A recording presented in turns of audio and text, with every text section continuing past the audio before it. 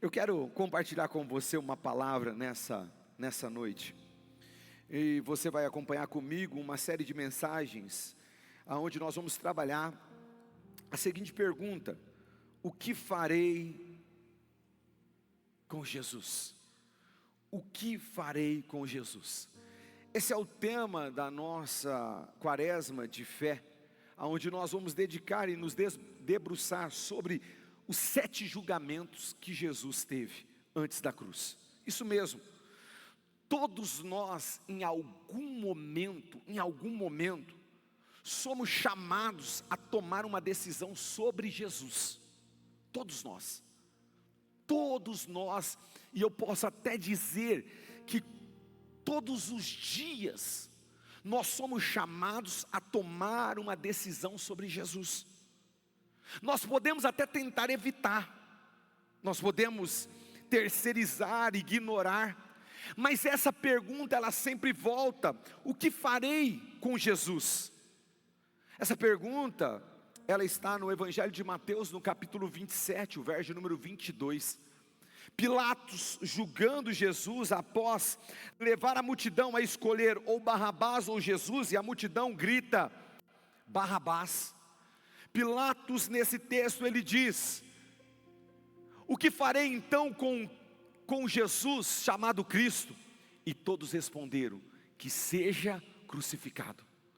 Preste bem atenção no que eu quero que você entenda. Antes da cruz, Jesus foi julgado por homens injustos.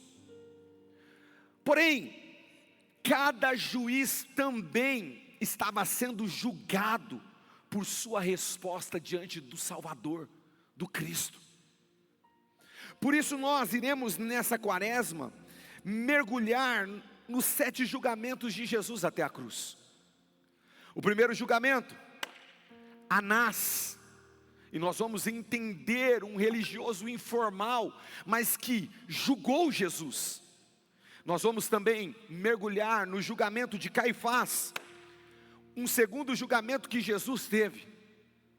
O terceiro julgamento do Sinédrio, Jesus foi julgado diante dos religiosos. Um quarto julgamento, o julgamento de Pilatos, um imperador, um político romano que estava ali exercendo a sua função. Nós vamos mergulhar também no julgamento de Herodes, esse político que estava curioso em conhecer Jesus. Nós vamos mergulhar novamente no 6º julgamento, que foi o julgamento de Pilatos, aonde Jesus é preso e entregue às autoridades para ser crucificado. E o último julgamento na Páscoa, o julgamento na cruz, aonde Deus, o Pai, julga o seu Filho por causa do meu e do seu pecado. Então uma pergunta feita implicitamente naquele tribunal ecoa até hoje no nosso coração: o que farei então com Jesus chamado Cristo? O que farei? Você pode rejeitar Cristo, mas não pode evitar de decidir sobre Ele. Você pode evitar crer em Jesus como seu Salvador, mas você não consegue evitar, em decidir sobre Ele. Hoje nós vamos mergulhar nesse primeiro julgamento, que é o julgamento de Anás. E para isso eu quero que você abra a sua Bíblia no Evangelho segundo escreveu João, no capítulo 18. João capítulo 18 conta a história do primeiro julgamento de Jesus. João capítulo 18, eu vou ler do verso 12 ao 14 para você entender o contexto, e do verso 19 ao verso 24. Diz assim o Evangelho segundo escreveu João capítulo 18, verso número 12 ao 14. Assim, a escolta, o comandante e as guardas dos judeus prenderam Jesus e o amarraram. Então levaram primeiramente a Anás, sogro de Caifás, sumo sacerdote daquele ano. Ora, Caifás era quem havia declarado aos judeus ser conveniente morrer um homem pelo povo. Verso número 19. Então o sumo sacerdote interrogou Jesus a respeito dos seus discípulos e da sua doutrina. Jesus lhe respondeu: eu tenho falado francamente ao mundo. Sempre ensinei tanto nas sinagogas como no templo, aonde todos os judeus se reúnem, e não disse nada em segredo. Por que o Senhor está me perguntando para mim? Pergunte aos que ouviram o que lhes falei. Eles sabem muito bem o que eu disse. Quando Jesus disse isso, um dos guardas que estavam ali deu-lhe uma bofetada, dizendo: é assim que você fala com o sumo sacerdote? Jesus lhe respondeu: se falei mal, dei-me testemunho do mal, mas se falei bem, por que você está me batendo? Então Anás o enviou amarrado à presença de Caifás, sumo sacerdote. Palavra de Deus para os filhos e filhas de Deus. Quem está comigo, diga amém. Querido, preste bem atenção. O texto do Evangelho de João, no capítulo 18, nos leva a esse primeiro julgamento religioso de Jesus diante de Anás. Aqui começa essa sequência de 7 julgamentos que culminaram na cruz. O primeiro não foi apenas um julgamento a respeito de Jesus, mas ali também estava sendo julgadas as estruturas religiosas, os interesses políticos, o coração do ser humano que estava ali.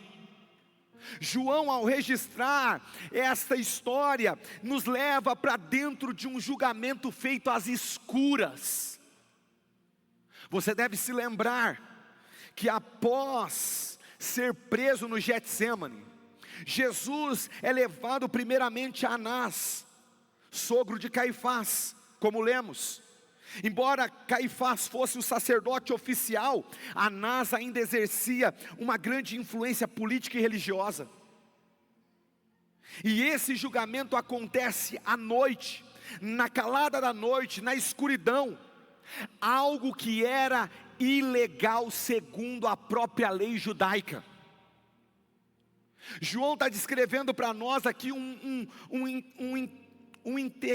interrogatório informal, ilegal. João está descrevendo para nós aqui uma tentativa de incriminar Jesus.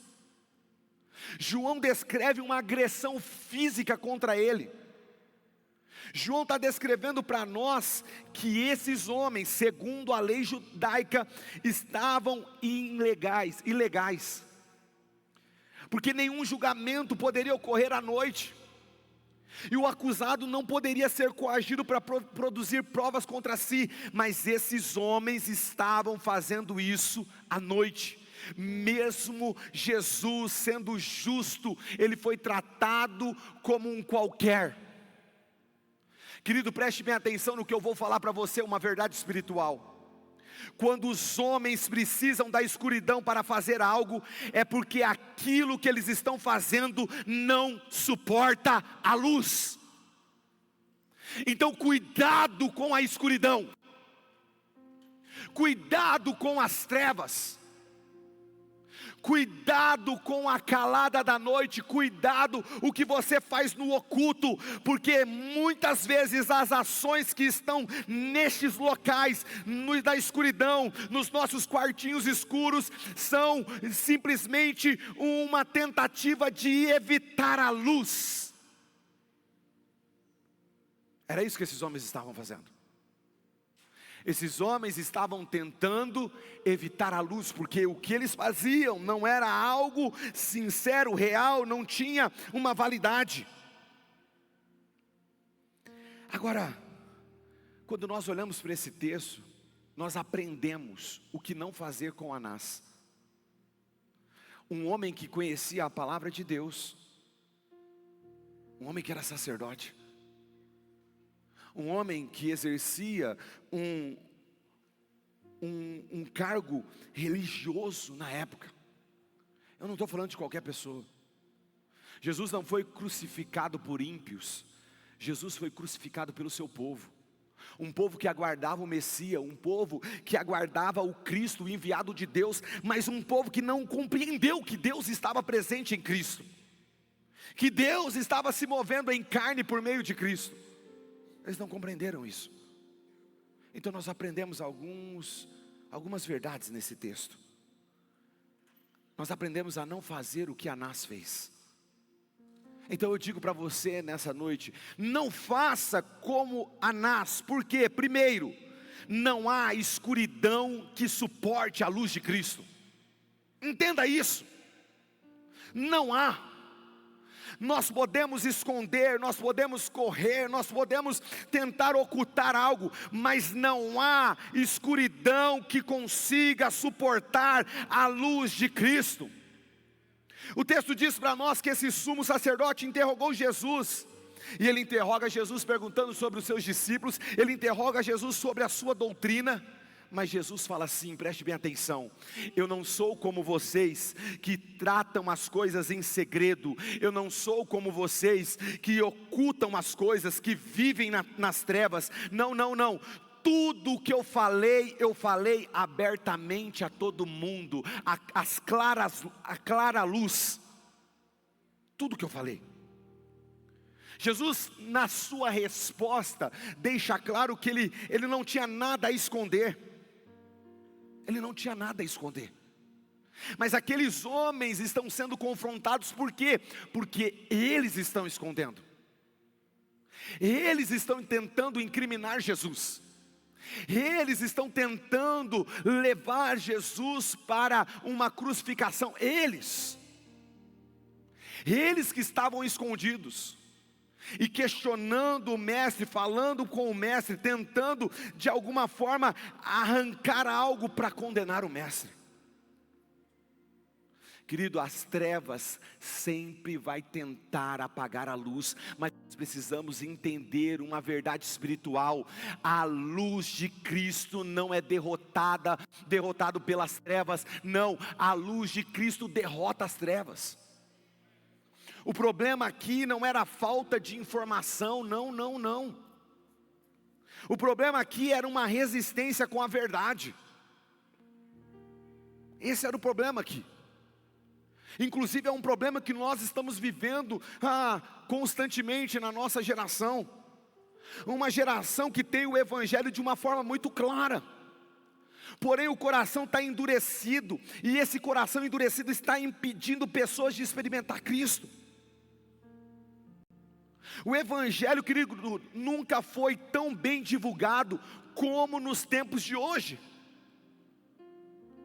Se você abre o teu WhatsApp, lá no grupo tem alguém que manda um versículo bíblico. Se você entra no Instagram, alguém te enviou um pregador falando um corte de pregação. Sabe, nunca foi divulgado, sabe, com tão clareza o Evangelho. Mas o problema dessa geração não é a informação ou a falta de informação, não é a clareza do Evangelho, mas é sim a resistência com a verdade. A resistência, mesmo diante de um caos que as pessoas estão vivendo, causado pelo pecado, mesmo diante, sabe, dessa destruição que o pecado está causando na vida das pessoas, elas ainda resistem à verdade. As pessoas resistem à verdade de Cristo, resistem os princípios do Evangelho, tentam trabalhar nas trevas, tentam trabalhar no oculto. Querido, nós precisamos parar para pensar como está a nossa vida. Porque existem pessoas que evitam locais aonde a sua maneira de viver é confrontado, e isso significa que a luz está brilhando ali. Existe uma resistência tamanha que muitos relacionamentos foram rompidos. Sabe por quê?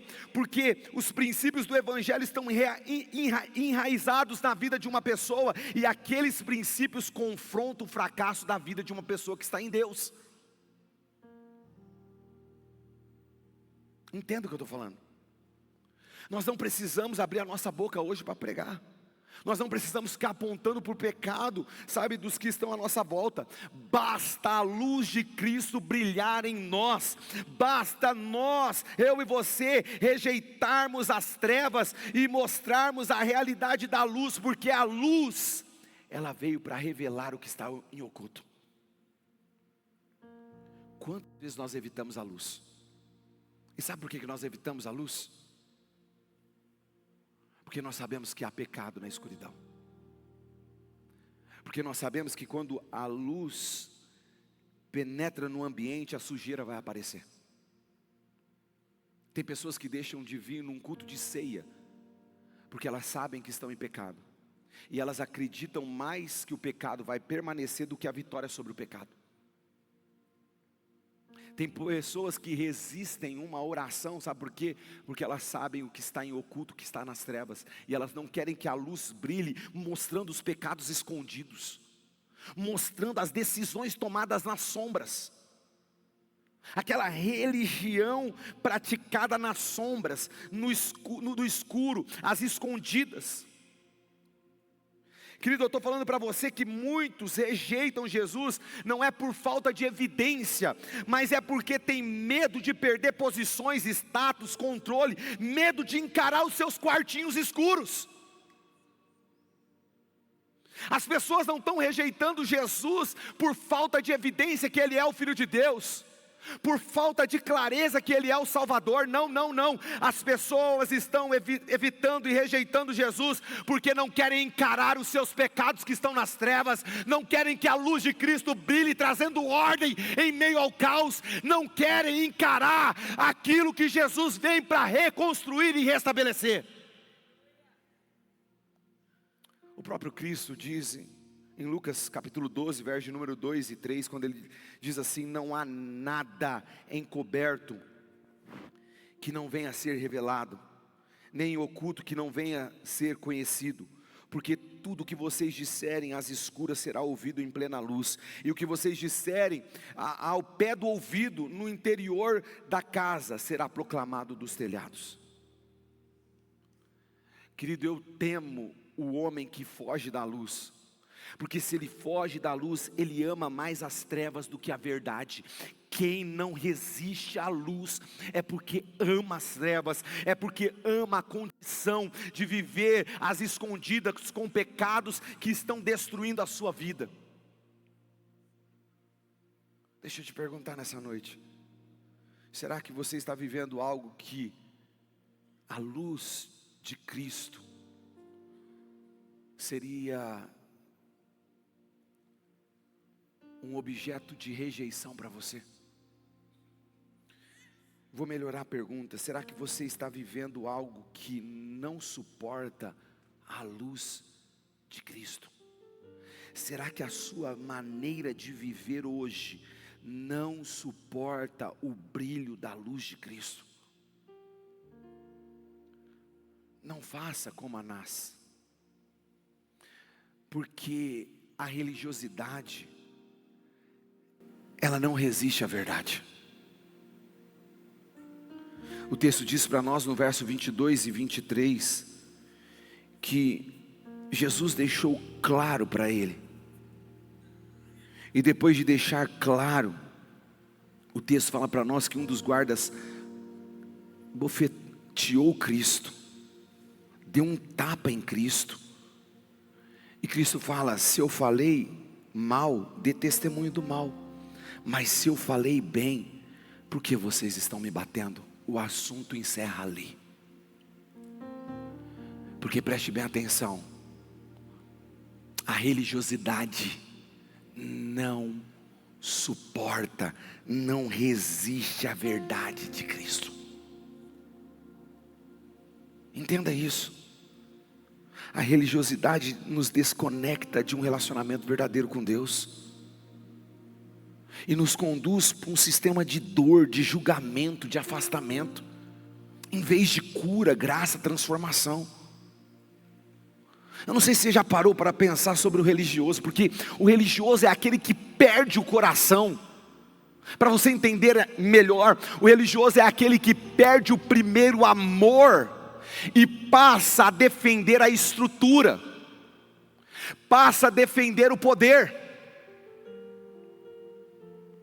Vou dar um exemplo. Nesse tempo de aconselhamento para casais, eu vejo testemunhos, eu vejo histórias de inícios de relacionamento e também alguns casamentos que estão passando por um triz para se tornar num divórcio. E eu quero fazer esse paralelo para você entender. Alguns casamentos, no início da história, fala assim: pastor, Esse homem lavava a louça quando ia em casa, passava pano. E aí sabe o que esse homem faz? Quando ele entra no gabinete, ele fala assim: porque essa mulher não lava nem a louça, não passa um pano em casa. Preste bem atenção no que eu estou te falando. Quando nós perdemos o primeiro amor, nós valorizamos a estrutura. Quando nós temos o primeiro amor, não interessa a estrutura. Não interessa se eu tenho que lavar a louça, não interessa se eu tenho que passar pano no chão. Eu quero conquistar. Agora, quando a gente já não tem mais aquela chama do amor, eu me importo com a estrutura. Eu me importo com o poder. O meu orgulho fala mais alto. E é isso que o texto está mostrando para nós. Um homem que perdeu o primeiro amor, alguém que conhecia a palavra de Deus, a lei, mas que não conseguiu compreender que ele estava diante do Salvador. Anás era o sumo sacerdote, não era o oficial, mas ele sabia que estava diante de alguém. Mas ele não considera Jesus como Salvador. Era uma fé institucionalizada. Era uma fé sem vida, uma fé morta. Querido, sabe o que eu estou falando para você? Muitas pessoas foram feridas dentro de ambientes religiosos. Por quê? Porque em vez de estarem se movendo pelo primeiro amor, estão se movendo pela estrutura. Nós não podemos aceitar isso aqui neste lugar. Uma igreja que ama a estrutura e não ama a Cristo. Não, nós amamos a Cristo e usamos a estrutura. Muitas pessoas estão pesadas, carregadas, porque em vez de receber no ambiente religioso a graça de Deus, estão recebendo pesos, fardos, difíceis de suportar. Jesus disse isso em Mateus capítulo 23, verso número 4. Jesus olha para aqueles religiosos da sua época e fala: por que há tão fardos pesados e difíceis de suportar? E os põe aos ombros dos homens. Por quê? Querido, preste bem atenção, porque talvez eu e você estamos repetindo o que Anás estava fazendo. Nós estamos valorizando algumas coisas que, em vez de gerar cura, libertação, graça, favor do alto, nós estamos gerando machucados, feridas. A religiosidade, ela machuca quando ela impõe culpa constantemente. A religiosidade, ela machuca quando ela usa a Bíblia como arma e não como cura. A religiosidade, ela machuca quando ela controla as pessoas pelo medo. E deixa eu te falar aqui algo. Talvez você está se relacionando errado com a palavra de Deus. Porque se você hoje está aqui e ao receber uma palavra isso gera medo em você, significa que você está se tornando um religioso. Significa que você já entrou no sistema religioso, você já está amarrado nas estruturas da religiosidade. Porque uma palavra que confronta o teu pecado não pode gerar medo, mas conversão. Tem que gerar arrependimento. Muitas pessoas estão vivendo uma vida de destruição na sua espiritualidade. Por quê? Porque não sabem se relacionar com a palavra de confronto do Pai, não sabem se relacionar com a palavra de confronto de Deus, e aí ficam, encolhidas na sua autossuficiência, encolhidas na sua mediocridade, pensando e agindo por medo, pensando e agindo com culpa. Ei, querido, deixa eu te falar, o evangelho que nós pregamos não é o evangelho que gera medo e culpa no seu coração, é um evangelho que gera liberdade, é um evangelho que gera transformação, é um evangelho que convida você para o arrependimento. Então, se a palavra te confronta hoje, arrependa-se e volta pelo caminho da graça. A religiosidade, ela machuca, porque ela coloca regras em cima de pessoas, e o evangelho, ele cura porque coloca pessoas acima de sistemas. Se você responde às orientações de Deus por medo, você se tornou um verdadeiro religioso. Se os seus princípios, ou melhor, se os princípios do evangelho se tornaram um peso, você se tornou um religioso. E se a sua conduta está distante da sua confissão, você se tornou um religioso. Nós precisamos parar para pensar sobre isso. Porque a religiosidade não está só naqueles que impõem o peso, mas também naqueles que aceitam o peso. Naqueles que não sabem se relacionar com o Evangelho de Cristo. Naqueles que não querem abandonar o seu pecado. Naqueles que ficam tentando por meio da religiosidade rejeitar a verdade. Mas deixa eu te falar, a religiosidade não consegue suportar aquilo que Cristo fez por nós, aquilo que Cristo declarou sobre nós. E Cristo declarou em Mateus capítulo 11, verso número 28, vinde a mim todos que estão cansados e sobrecarregados, que eu vos aliviarei. Cristo não veio para aumentar o peso, Cristo veio para trazer descanso. Preste bem atenção no que eu estou falando para você. Cristo está procurando corações quebrantados. Então por que você frequenta a igreja e ainda assim resiste a Jesus?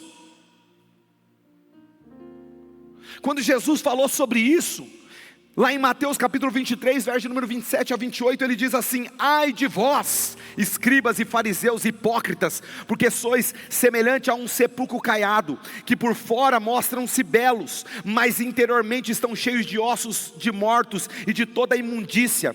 Assim vós exteriormente pareceis justos aos homens, mas por dentro está cheios de hipocrisia e de iniquidade. Eu estou falando com Anás, um homem que frequenta a sinagoga, um homem que frequenta o templo, um homem que conhece a palavra, mas um homem que resiste a Jesus. Não resista a Jesus, querido.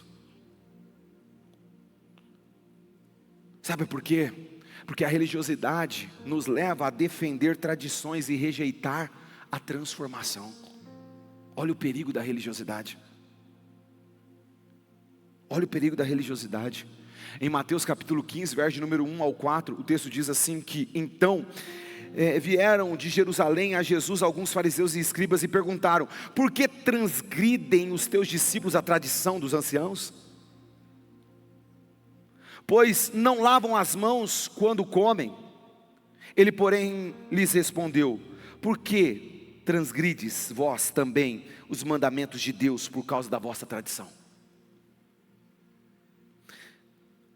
Verso de número 6, a parte B, ele diz assim: e assim invalidastes a palavra de Deus por causa da vossa tradição. Preste bem atenção no que eu estou te falando aqui nessa noite. Tem muita gente que está defendendo a sua tradição, mas com uma desculpa para não viver uma transformação na sua vida. Quem que você vai defender? Aquilo que está no oculto, nas trevas, ou aquilo que está em plena luz, transformando você diariamente? Tem muita gente que se deixa levar pela religiosidade para tentar proteger a sua reputação e abandonar a verdade. Deixa eu te falar, João capítulo 11, verso número 47 ao 48, o texto diz assim: então os principais sacerdotes e fariseus convocaram o sinédrio e disseram: que estamos fazendo, uma vez que este homem opera muitos sinais? Se deixarmos assim, todos crerão nele. Depois virão os romanos e tomarão não só o nosso lugar, mas a nossa própria nação. Aqui os líderes reconhecem que Jesus estava fazendo sinais, mas o medo deles era o lugar, a posição de influência que eles exerciam. A preocupação deles era com o status. O status falava mais alto do que o compromisso com a verdade. Querido, preste bem atenção. Reputação nenhuma pode validar a verdade de Cristo. O que valida a verdade de Cristo é uma só: Jesus. Para de querer proteger a sua reputação e rejeitar a verdade de Cristo. O que é verdade. Se você está defendendo uma posição, é hora de você se render à verdade.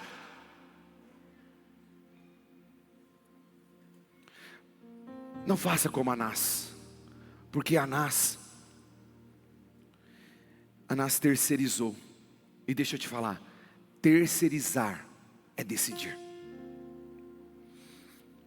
Quando Anás é confrontado na sua escuridão, nas suas trevas, no seu oculto, quando Anás é quebrado, moído pela verdade, o assunto encerra.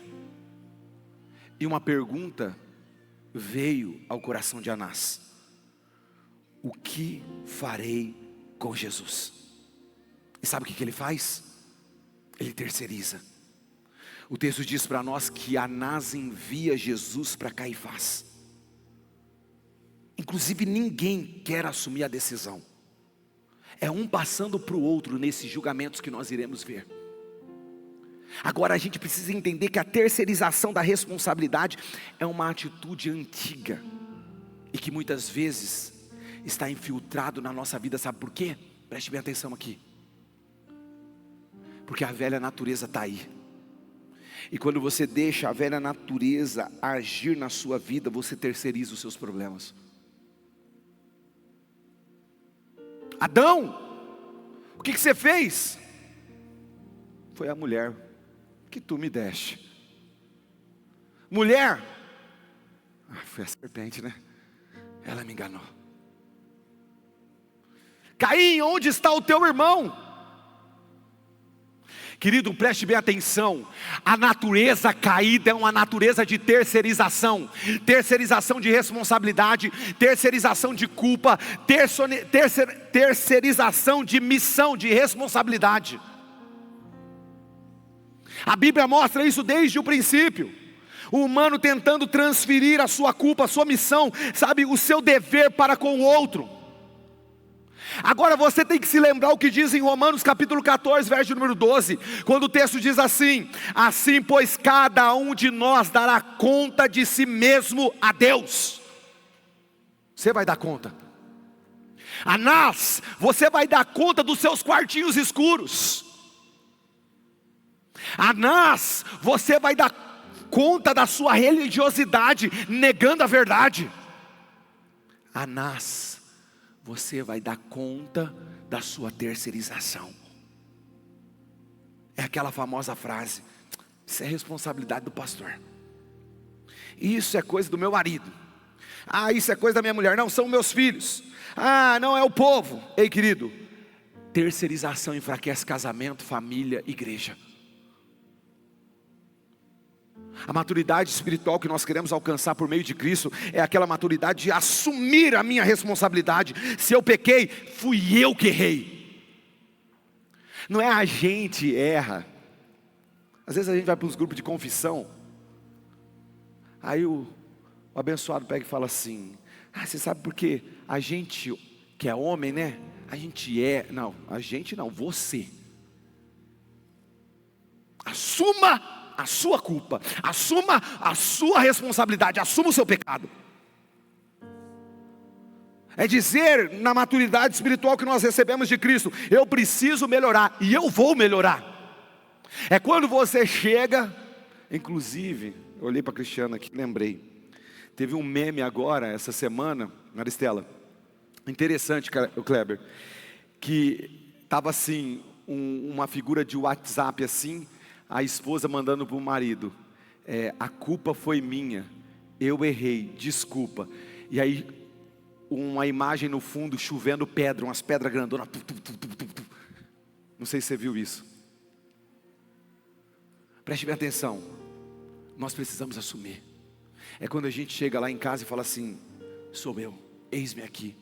Eu estou aqui, eu não vou terceirizar a minha responsabilidade, porque isso é natural para o homem caído, para o homem que está andando segundo a Deus, para o homem que nasceu de novo em Cristo. É alguém que assume a sua responsabilidade, e esse assumir da sua responsabilidade é marcado por um homem transformado, uma mulher transformada. Deixa eu te falar, Cristo não terceirizou a nossa salvação, Ele assumiu a cruz no nosso lugar. E nós estamos sendo confrontados em tomar posicionamentos, em assumir realidades e parar de viver nas trevas, nas escuras, no oculto. É permitir que a luz de Cristo brilhe. É derrubar a estrutura da religiosidade. É aceitar a verdade, viver a realidade de Deus. Sabe, Pilatos fará o mesmo com Jesus, Herodes também. Mas todos ouviram um eco dessa pergunta: o que farei com Jesus? Ei, querido, o que você está fazendo com Jesus? C.S. Lewis vai dizer que Cristo não nos deixa a opção de neutralidade. Não existe neutralidade, ou recebemos ou rejeitamos. Agora, você precisa tomar uma decisão, porque ignorar é decidir. Terceirizar é decidir. Orar, pastor, isso eu deixo para minha mulher. Ei, querido, você está terceirizando a sua vida espiritual. Entenda que enquanto aqueles homens estavam julgando Jesus, na verdade eles estão sendo julgados pelo próprio Cristo. Anás vem à escura e Jesus fala assim: eu não trabalho nas escuras. Pergunte ao povo o que eu falei, porque você está diante de um homem que brilha a luz. Eu não trabalho nas trevas. O cristão não foi chamado para viver nas trevas. O cristão não foi chamado para tomar decisões no oculto. O cristão não foi chamado para viver às escondidas. O cristão não foi chamado para isso. E era isso que Jesus estava falando para Anás. Julgamento às escuras terminou na cruz, mas a cruz trouxe a luz que o mundo não consegue resistir. Hoje nós não estamos no pátio de Anás, nós estamos diante da palavra de Cristo. E pasme, Cristo ainda é interrogado nos nossos corações, mas a decisão é sua. A pergunta que ecoa nos nossos corações é: o que farei com Jesus? O que você está fazendo com Jesus na sua vida? Porque a gente está falando claramente,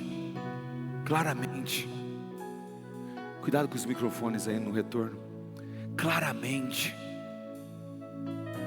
de alguém que exerce influência onde ele está.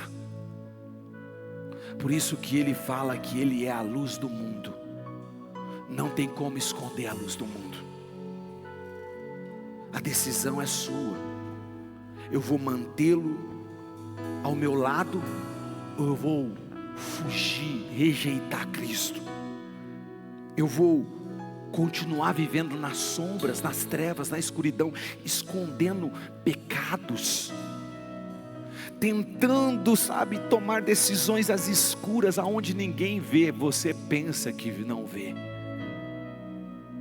Você vai continuar terceirizando a sua decisão, ou você vai se render à verdade? Jesus falava abertamente, e deixa eu te falar, ele espera uma resposta aberta, clara, à luz sua. Spurgeon vai falar: você pode até rejeitar Cristo, mas nunca poderá ignorá-lo para sempre. O escritor de Hebreus, no capítulo 3, verso número 15, eu estou terminando, ele fala: hoje, se ouvirdes a sua voz, não endureçais o vosso coração.